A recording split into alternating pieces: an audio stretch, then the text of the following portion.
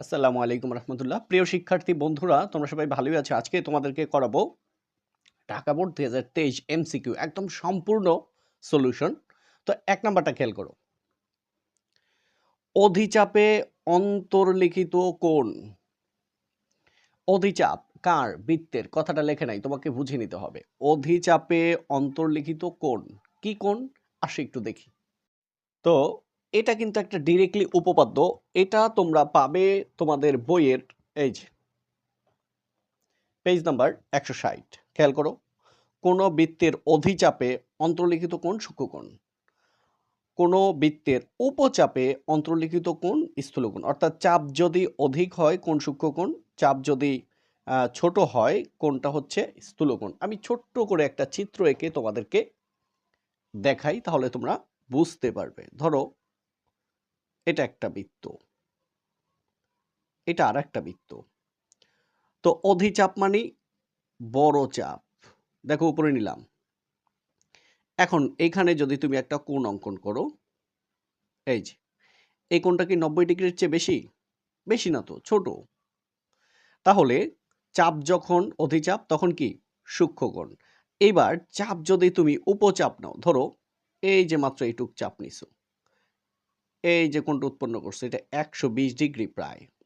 চাপ ছোট হলে কোণ বড়, চাপ বড় হলে কোণ ছোট। এটাই বলছে, আর কিচ্ছু না। ঠিক আছে? তো আমরা পেয়ে গেলাম অধিচাপে অধিচাপে অন্তর্লিখিত কোণ হচ্ছে সূক্ষ্মকোণ। এবার নিচের চিত্রের আলোকে ২ এবং ৩ নং প্রশ্নের উত্তর দাও। ও বৃত্তের কেন্দ্র। এই ও হচ্ছে কি? বৃত্তের কেন্দ্র। বলছে ও এ বি ৪০ ডিগ্রি হলে এ ও বি বের করো। খুবই সহজ একটা কথা। আমি বলি এখানে ওরা কি বুঝাইতে চেয়েছে। তো একটু খেয়াল করো।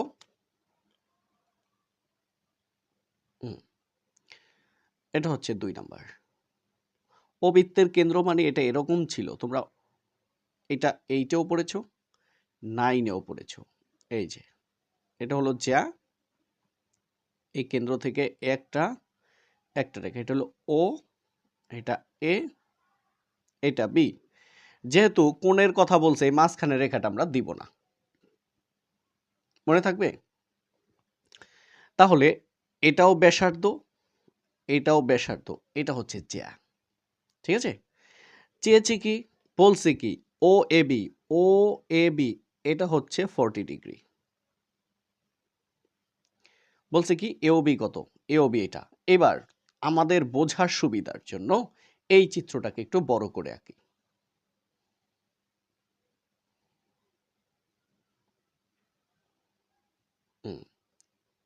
ও A B.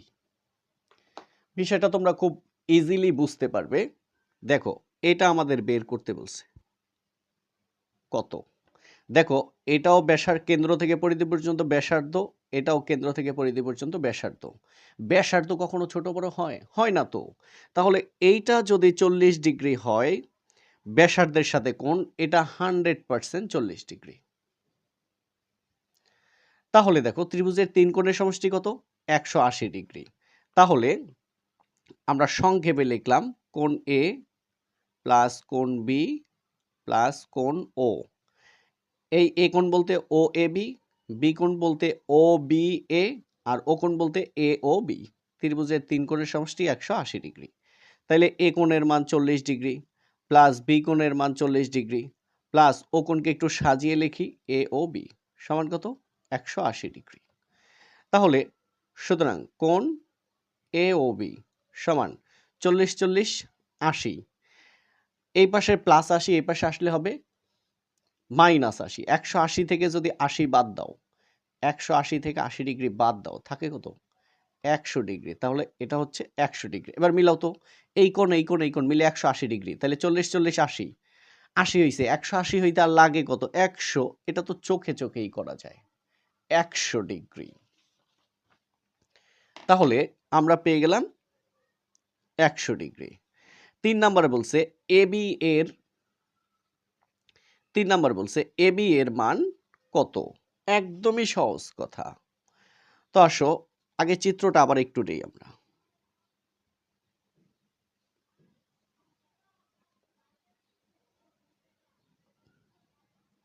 O A B, আর এখানে কি আছে?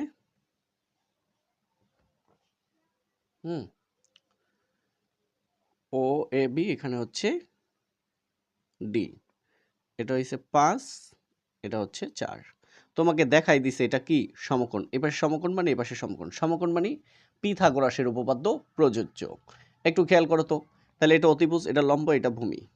তাহলে লম্ব স্কোয়ার মানে ওডি স্কোয়ার, প্লাস ভূমি স্কোয়ার মানে এডি স্কোয়ার, অতিভুজ স্কোয়ার মানে ওএ স্কোয়ার। তাহলে লম্ব স্কোয়ার প্লাস ভূমি স্কোয়ার সমান অতিভুজ স্কোয়ার, লম্ব স্কোয়ার প্লাস ভূমি স্কোয়ার সমান অতিভুজ স্কোয়ার, লম্ব স্কোয়ার প্লাস ভূমি স্কোয়ার সমান অতিভুজ স্কোয়ার। এইটাকে সলিউশন করো।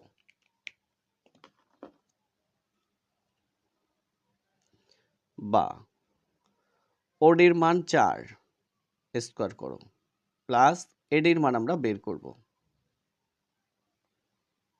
প্লাস ও এর মান, প্লাস না ইকুয়াল, ও এর মান হচ্ছে 5, তার উপরে স্কোয়ার। 4কে বর্গ করলে 16, আর হচ্ছে এডি স্কোয়ার রয়ে গেল। 5কে বর্গ করলে হচ্ছে তোমার 25, বা এডি স্কোয়ার, হ্যাঁ 25 প্লাস 16 এই পাশে আসলে -16, বা এডি এই পাশে স্কোয়ারের পাশে আসলে রুট 16 থেকে 25 থেকে 16 গেলে থাকে 9, সুতরাং এডি ইকুয়াল টু 3। পেয়েছি না? এডির মান কত? 3। তাহলে এটা যদি 3 হয়, এটাও 3, তাহলে এ পাশে 3 যোগ এ পাশে 3, 3 যোগ 3 6, তার মানে এবি ইকুয়াল টু 6। ওকে, তাহলে এই যে এবি ইকুয়াল টু 6। এরপরে 4 নাম্বার আসো। এই 4 নাম্বারটা একটু চিত্রটা খেয়াল করো, আমি কিন্তু সুন্দরভাবে আবার দেখাই দিচ্ছি। দেখো, পি কিউ আর এস, এখানে দিচ্ছে টি, ঠিক আছে? টি বলছে হাফ এস আর টি, তাহলে এস আর টি যে এইখানে কোনটা হবে তার অর্ধেক কত, এটা আমরা সলিউশন না করে চোখে চোখে করে ফেলবো। হ্যাঁ, ডিরেক্টলি চোখে চোখে করে ফেলবো। এই যেভাবে আছে, হ্যাঁ এভাবে আছে, এটা একটু ছোট, এভাবে এভাবে এখান থেকে এটাকে বড় করে দিছে, তাই না? তো P Q R S T, তো আমরা বের করব কি হাফ কোণ এস আর টি, এটা আমাদের লক্ষ্য, ঠিক আছে? তো সবুজ কলমটা কি করলাম, আচ্ছা যাই হোক, এটার মান দিছে আমাদের, হ্যাঁ 100 ডিগ্রি। কত ডিগ্রি? 100 ডিগ্রি। দেখো আমরা উপপাদ্য 23 থেকে পাইছি, বৃত্তের অন্তর্লিখিত চতুর্ভুজ, অর্থাৎ কোনো বৃত্ত যদি কোনো চতুর্ভুজ যদি বৃত্তের মধ্যে অঙ্কিত হয়, তার বিপরীত কোণ 180 ডিগ্রি, অর্থাৎ এই কোণ আর এই কোণ, দুইটা কোণের সমষ্টি 180। তাহলে এখানে আছে 100, এখানে কত হইলে 180 হবে? সেটা হচ্ছে 80। এবার দেখো তো এটা যোগ করলে 180 হয় কিনা? এই কোণ যোগ করলে 180 হবে, এই কোণ আর এই কোণ যোগ করলে 180 হবে, তাহলে 100 তো দেওয়াই আছে, লাগবে কত? 80। এখন খেয়াল করো, এই যে এটা একটা চাঁদা হয়েছে না? চাঁদা হয়েছে, তো চাঁদাই কত? 180 ডিগ্রি। তাহলে এখানে 80 থাকলে তাহলে এপাশে কত? 100, অর্থাৎ এই যে এই থেকে এই পর্যন্ত হইছে 100। সোজা কথায় এস আর টির মান হইছে 100। তাহলে এস আর টির মান যদি 100 হয়, তাকে 2 দিয়ে ভাগ করলে কত হয়? 50 ডিগ্রি। ওকে, 50 ডিগ্রি। আসো আমরা একটু দেখে নেই। 50 ডিগ্রি, 50 তো নাই, সরি, দেখো আমাদের এখানে এটা 70 ডিগ্রি। হ্যাঁ, আমাদের প্রশ্ন এটা ছিল তোমার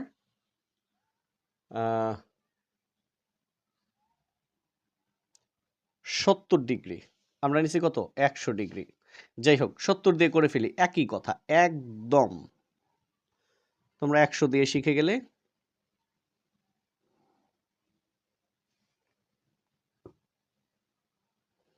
এখানে হচ্ছে 70, তাহলে 180 হইতে লাগে কত? তাহলে 180 বিয়োগ দাও হচ্ছে 70, তাহলে থাকে কত 110। এটা হচ্ছে 110 ডিগ্রি। তাহলে এখানে যদি এইটুকে যদি 110 ডিগ্রি হয়, কোনটুক? এইটুক যদি 110 ডিগ্রি হয়, তাহলে এইটুক কত? 70 ডিগ্রি।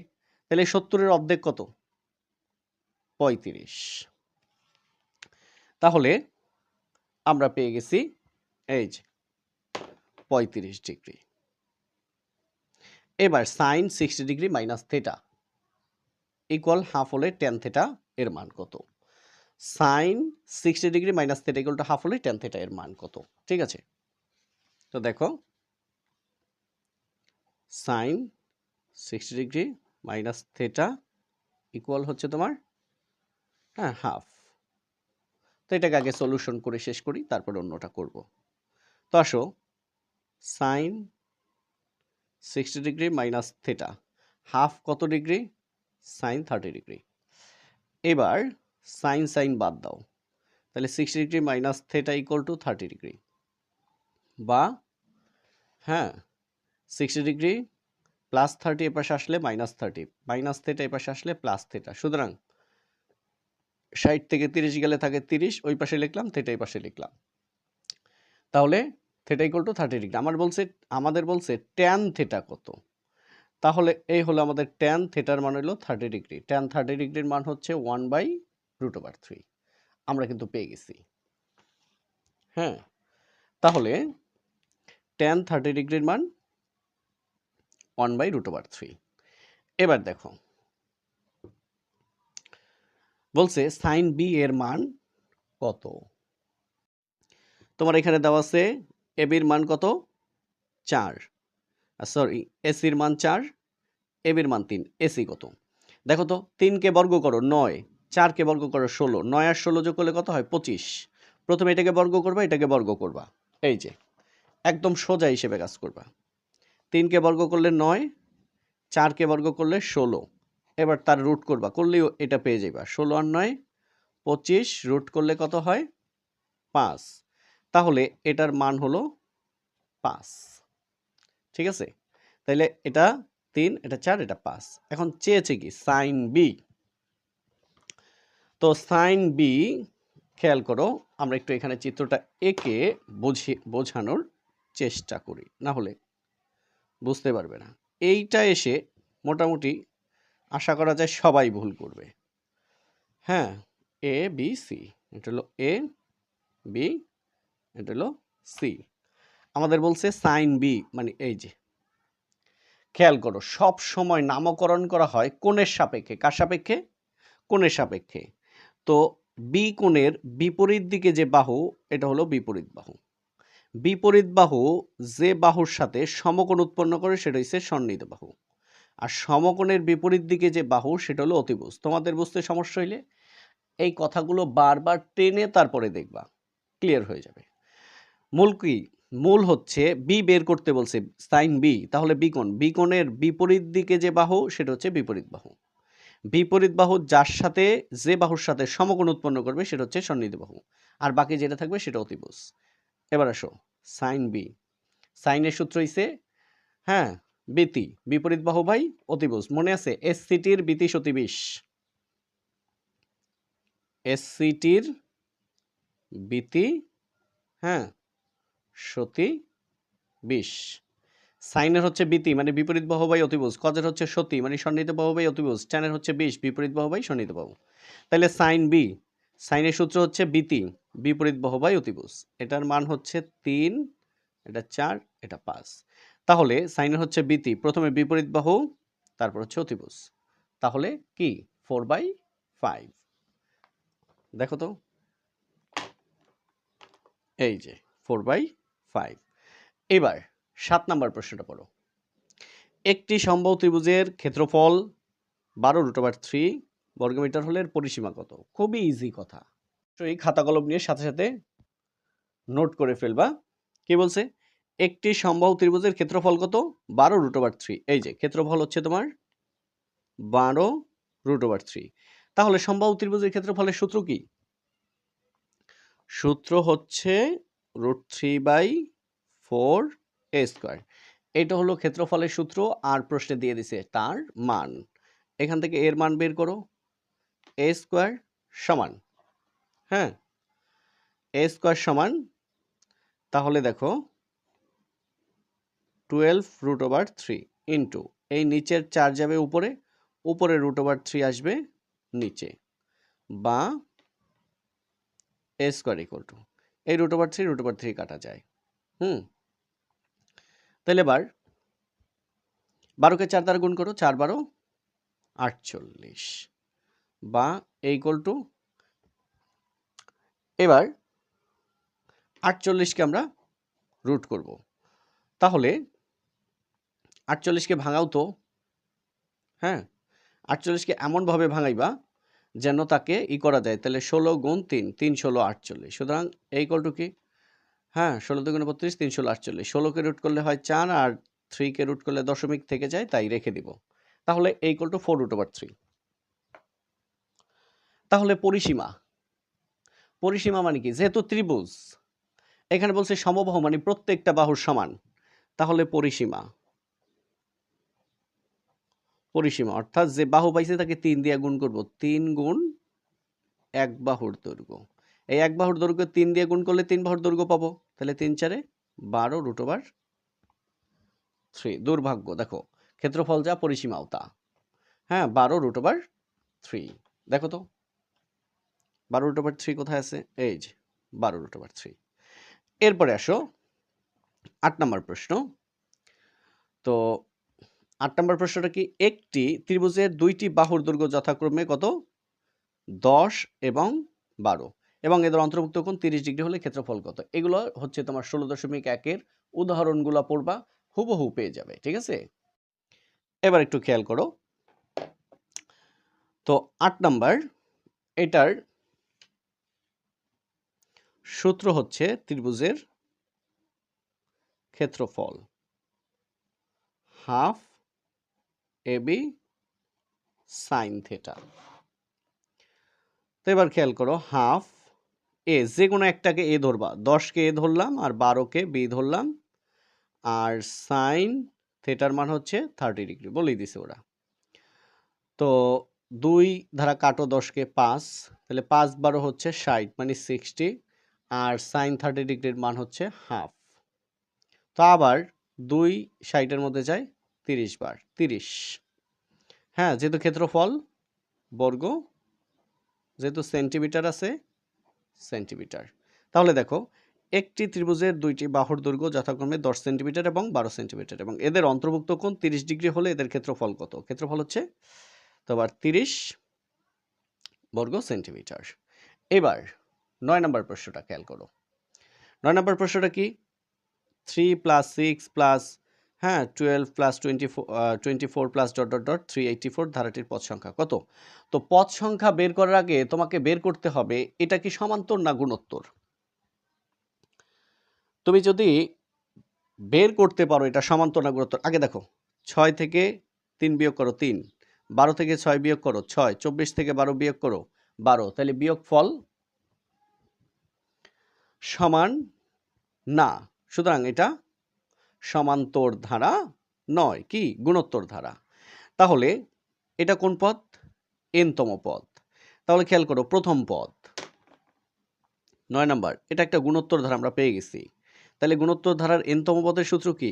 ar⁻n-1। এটা হলো n-তম পদের সূত্র, আর এটা হচ্ছে n-তম পদের সূত্রের মান। ar⁻n-1 এটা হচ্ছে গুণোত্তর ধারার n-তম পদের সূত্র, আর শেষে যে পদটা থাকবে সেটা n-তম পদ 384। এখন দেখো এটা বের করতে গেলে আমাদের এর মান আর এর মান লাগবে, তো সেটা একটু দেখো। এ কি প্রথম পদ, শুরুতে কত আছে 3, আর কি সাধারণ অনুপাত মানে ভাগ, এই দ্বিতীয় পদকে প্রথম পদ দ্বারা ভাগ, তৃতীয় পদকে দ্বিতীয় পদ, চতুর্থ পদকে তৃতীয় পদ, তাহলে 6 ভাগ হচ্ছে তোমার 3, কত হয় 2, ব্যাস। তাহলে আমরা পেয়ে গেছি। তো এর মান হচ্ছে 3, আর এর মান হচ্ছে 2, তারপর হচ্ছে n-1 সমান 384। তো ক্যালকুলেটরটা লাগবে। এবার দেখো 2 এর পাওয়ার n-1 সমান 384, 3 আছে গুণে চলে আসবে ভাগে, বা 2 এর পাওয়ার n-1, 3 3 এর মধ্যে যায় একবার, 3 8 এর মধ্যে যায় 2 বার, 3 দুগুণে 6 থাকে হইলো তোমার 2 আর 4 24, 24 এর ভিতরে 3 যায় 3 যায় 3 যায় কয়বার 8 বার, ঠিক আছে 128। এবার 2 টু দি পাওয়ার n-1, 2 এর পাওয়ার কত দিলে 128 হয় দেখো তো, 2 গুণ 2 4 গুণ 2 8 গুণ 2 16 গুণ 2 32 2 গুণ 64 গুণ 2 128, 1 2 3 4 5 6 7, 2 টু দি পাওয়ার 7, বা 2 2 বাদ দিয়ে দাও, n-1 ইকুয়াল টু 7, সুতরাং n-1 -1 এই পাশে আসলে +1, 7 + 1 8, এটাই आंसर। তো আমরা পেয়ে গেছি n এর মান 8, ওকে। 10 নম্বর প্রশ্নটা একটু খেয়াল করো, -3 -6 -9 -12 মাইনাস ডট ডট ডট ধারাটির প্রথম 12টি পদের সমষ্টি বের করো। তো আগে বের করতে হবে, দেখো পার্থক্য কত, 3 6 9 12, 3 করে বাড়ছে, হ্যাঁ 3 করে যেহেতু মাইনাস তাহলে 3 করে কি কমছে, তাহলে এটা একটা সমান্তর ধারা, এর প্রথম 12টি পদের সমষ্টি, ঠিক আছে। আসো এখানে এর মান কত, 12টি পদের সমষ্টি, এখানে আমাদের এর মান হচ্ছে 12, কত 12, তাহলে ডির মান কত, ডির মান হচ্ছে দ্বিতীয় পদ বিয়োগ প্রথম পদ, দ্বিতীয় পদ হচ্ছে -6 বিয়োগ করব সেই জন্য মাইনাস, প্রথম পদ হচ্ছে -3, তো দেখো -6 মাইনাসে মাইনাসে +3 থাকে কত -3, ওকে। তাহলে ডির মানও পেয়ে গেলাম। এখন 12টি পদের সমষ্টি, আগে এসএন তো আমরা জানি, এসএন হচ্ছে n/2 into 2a plus n-1 into D, এটা হলো n সংখ্যক পদের সমষ্টি সূত্র। আমাদের কত বলছে 12টি পদের সমষ্টি বলছে, তাহলে এস 12, তাহলে 12 ভাগ 2, 2a প্লাস 12 বিয়োগ 1 গুণ ডি। তো এবার খেয়াল করো, 2 12-র মধ্যে যায় 6 বার, এই 2 এর মান হচ্ছে তোমার, এখানে এর মান কত -3, এর মান হচ্ছে -3, তো প্লাস 12 থেকে 1 গেলে থাকে 11, আর ডির মান হচ্ছে -3, প্লাসে মাইনাসে মাইনাস, 3 দুগুণে 6, প্লাসে মাইনাসে মাইনাস, 3 11 33, 6 গুণ, দেখো তাহলে কত হয় 33 34 35 36 37 38 39 মাইনাস 39, এবার প্লাসে মাইনাসে মাইনাস 39 না ধরো 40, 40 গুণ 6, 6 0 0 4 6 24, 240, তার থেকে বাদ যাবে হচ্ছে 6, তাহলে আমরা পেয়ে গেলাম 240 থেকে 6 বাদ গেলে 234, এটাই আমাদের আনসার। 40 ধরে গুণ করতে বেশি সুবিধা, তোমরা 39 ধরেই করো, কোনো অসুবিধা নেই। এই দেখো 6 নং কত 6 নং 54, 4 হাতে তোমার 5, 3 6 18 আর 5 23, এই যে 23, ওকে। তো আমরা পেয়ে গেলাম 234। এবার দেখো একটি সমকোণী ত্রিভুজ, একটি সমকোণী ত্রিভুজ হবে যদি এর বাহু তিনটির দৈর্ঘ্য যথাক্রমে ডট ডট। আচ্ছা, সমকোণী ত্রিভুজের বৈশিষ্ট্য কি, অতিভুজ স্কোয়ার সমান লম্ব স্কোয়ার প্লাস ভূমি স্কোয়ার, সোজা বাংলায় বড় যেটা সেটাকে স্কোয়ার করলে যা হবে ছোট দুইটাকে স্কোয়ার করে যোগ করলে তাই হবে। আমি একটু ক্যালকুলেটরটা খুঁজে নিয়ে আসি। তো এবার দেখো প্রথমে কত কত আছে 8 15 18, প্রথমে 18কে বর্গ করবা, কত হয় দেখো তো, 18কে স্কোয়ার করলাম 324, একটা আছে কত 8 আর একটা 15, তাহলে একটা হইছে 8 স্কোয়ার যোগ আর একটা হইছে 15 স্কোয়ার সমান দাও 289, মিলে নাই। মিলে নাই, অর্থাৎ এটাকে বর্গ করলে যা হবে দুইটাকে বর্গ করলে তাই হবে। হ্যাঁ, তো এবার 17 কে স্কোয়ার দাও 289, এবার 9 কে স্কোয়ার দাও 12 কে স্কোয়ার দাও 9 স্কোয়ার যোগ 12 স্কোয়ার, হ্যাঁ 9 স্কোয়ার যোগ 12 স্কোয়ার 225, একটা 89 একটা 225 মিলে নাই। এবার গ 16 কে স্কোয়ার দাও 256, এখানে আছে 8 আর আছে 12, তাহলে 12 স্কোয়ার যোগ 8 স্কোয়ার 208 মিলে নাই। এবার এটাকে দাও, হ্যাঁ 15 স্কোয়ার কত হয় 225, আর হচ্ছে 9 স্কোয়ার 12 স্কোয়ার, 9 স্কোয়ার যোগ 12 স্কোয়ার কত 9 স্কোয়ার প্লাস 12 স্কোয়ার ইকুয়াল 225। তাহলে 15কে বর্গ করলেও 225, 9কে আর 16কে এটাকে বর্গ বর্গ, 9কে আর 12কে বর্গ করে যোগ করলেও 225। এটা হইছে আমাদের উত্তর। দেখো এক পর্বে 30টা দিলে বড় হয়ে যাবে, এখন আমি তোমাদেরকে 15টা দেই, যেহেতু তোমরা বলে গেছো কালকেই পরীক্ষা। হ্যাঁ, এখন কতগুলো দেই, আবার রাত্রে পড়ানো শেষ করে বাকিগুলো আবার তোমাদেরকে দিয়ে দিব। হ্যাঁ, এবার 12 নাম্বার দেখো কি বলছে। 12 নম্বর প্রশ্নটা তোমার সাথে একটু চালাকি করছে শুধু। দেখো বলছে কি, কোন এবিসি বড় এডিসির চাইতে? কোন এবিসি কোথায়? কোন এ বি সি এটা বড় কার চাইতে? কোন এডিসির চাইতে? এডিসি, অর্থাৎ এইটা মিলে 180 ডিগ্রি, তাহলে এটা অবশ্যই 90 ডিগ্রির চেয়ে বড়, এটা অবশ্যই 90 ডিগ্রির চেয়ে ছোট। এখন যদি বিয়োগ করো, এটা থেকে এটা বিয়োগ করলে এটার কিছু মান থাকবে, কিছু মান থাকবে, আর যে মানটা থাকবে হ্যাঁ সেটা অবশ্যই কি হবে, বিয়োগ করলে যে মান হবে সেটা অবশ্যই সূক্ষ্মকোণ হবে। এখন তুমি মনে করো কোন এবিসির মান ধরো 100 ডিগ্রি, আর কোন এডিসি হলো 80 ডিগ্রি।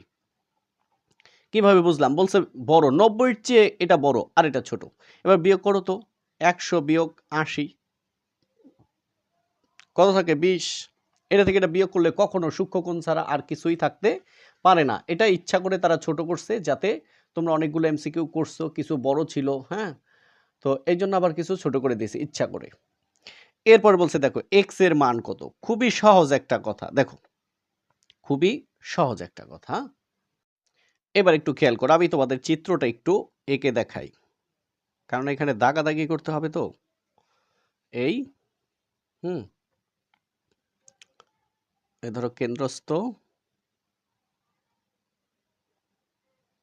আর এটা বৃত্তস্থ, হ্যাঁ, বি এ ডি, এটা হচ্ছে তোমার 4x আর এটা হচ্ছে তোমার x, তাই না? এখানে হলো সি, এখানে বাকিটা পূর্ণ করে দাও। উপপাদ্য 23 মনে আছে? হ্যাঁ, বৃত্তের অন্তর্লিখিত চতুর্ভুজের দুই কোণের সমষ্টি বিপরীত দুই কোণের সমষ্টি দুই সমকোণ। এখন একটু খেয়াল করো, এখানে x আছে না, এটা কি ধরনের? এই যে কোণ বি, এই x কার মান? বিএডি, এটা কি ধরনের কোণ? কোণ বিএডি হইছে বৃত্তস্থ।